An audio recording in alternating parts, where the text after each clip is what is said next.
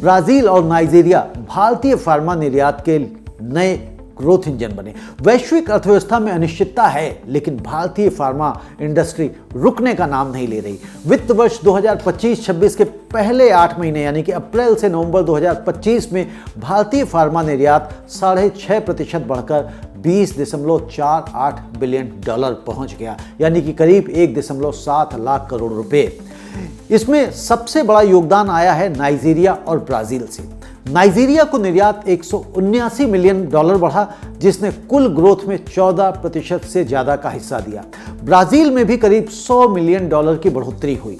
ये दोनों देश अब उभरते हुए प्रमुख बाजार बन गए हैं। आइए सरल भाषा में इसे स्टेप बाय स्टेप समझते हैं कि ये खबर क्या कहती है और इसका हमारे लिए क्या मायने हैं। दोस्तों, भारतीय फार्मा सेक्टर दुनिया का जेनरिक्स किंग है। सस्ती क्वालिटी वाली दवाइयां बनाता है और 200 से अधिक देशों में सप्लाई करता है। यूएस अभी भी सबसे बड़ा बाजार है, 31% से अधिक का शेयर है। लेकिन अब नाइजीरिया और ब्राजील जैसे उभरते बाजार तेजी से आगे बढ़ रहे हैं। ये खबर दिखाती है कि भारत का फार्मा निर्यात डाइवर्सिफाइड हो रहा है, 1-2 देशों पर निर्भर नहीं रह रहा।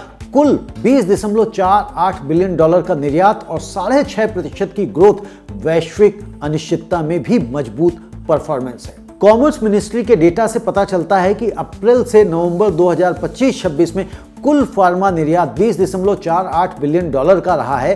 ब्राजील और नाइजीरिया लैटिन अमेरिका के बड़े बाजार हैं, जहां हेल्थ केयर एक्सेस बढ़ रहा है और सरकारी प्रोक्योरमेंट से जेनरिक दवाइयों की डिमांड तेज है। US, France, Netherlands, Canada, Germany और साउथ अफ्रीका जैसे दूसरे बाजारों से भी स्टेडी ग्रोथ मिली है। इसकी मुख्य वजह क्या है? उभरते बाजारों में डिमांड बढ़ रही है। नाइजीरिया और ब्राजील में पब्लिक हेल्थ प्रोग्राम्स बढ़ रहे हैं, सरकारी खरीद बढ़ रही है और लोग सस्ती भारतीय जेनरिक्स पर भरोसा कर रहे हैं। भारत की स्ट्रेंथ है कि हम दुनिया के सबसे सस्ते और क्वालिटी जेनरिक्स सप्लायर हैं। अफ्रीका और लैटिन अमेरिका में ये बहुत डिमांड में है।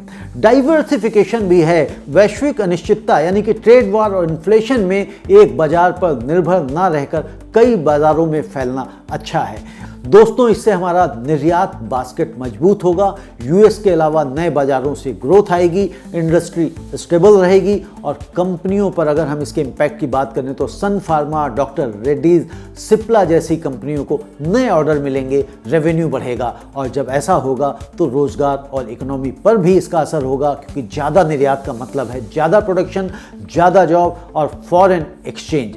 ग्लोबल पोजीशनिंग की अगर हम बात करें तो भारत जेनरिक्स का विश्वसनीय सप्लायर बना रहेगा, खासकर डेवलपिंग देशों में।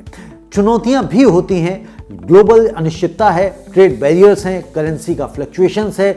ये रिस्क हमें थोड़ा सा परेशान कर सकते हैं, लेकिन रेगुलेटरी इश्यूज जो नए बाजारों में अप्रूवल और क्वालिटी चेक सख्त हैं, वो भी हमें समस्या में डालेंगे।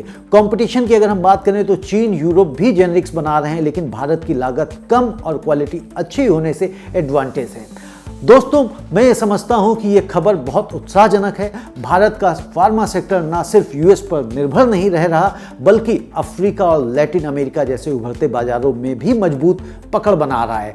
नाइजीरिया और ब्राजील का योगदान दिखाता है कि हमारी जेनरिक दवाइयाँ दुनिया भर में भरोसेमंद है। सरकार को पीएलआई स्कीम और एक्सपोर्ट प्रमोशन से सपोर्ट करना चाहिए। अगर ये ट्रेंड जारी रहा तो फार्मा निर्यात जल्दी ही $30 बिलियन पार कर सकता है। कुल मिलाकर ये भारत की इकोनॉमी के लिए बड़ा पॉजिटिव सिग्नल है।